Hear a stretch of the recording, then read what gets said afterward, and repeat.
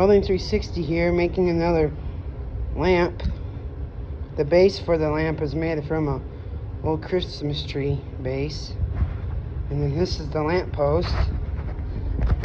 Currently, I'm still welding in the 40 pie cuts for the 45s. I got 2 of them tagged in. The rest of the post, the black part, is made from an old desk, and then this is just, the rest of it's all scrap metal. But yeah, so then the next clip will show these pieces welded into the pie cut sections. So stay tuned. Okay, I'm back.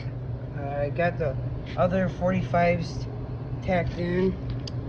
I know there's some gaps, but I'll fix them on a later date.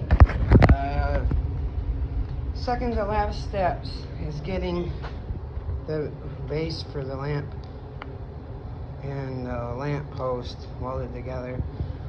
And then I gotta figure out something that I can bolt on to access the lamp kit when it's installed, so if it ever breaks I can take it apart and put a new kit in it. So next clip will show the lamp post and lamp base welded together. Welding 360 here.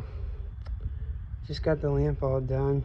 The base is welded up and I got the lamp kit wired up to it. I am very happy on how this turned out.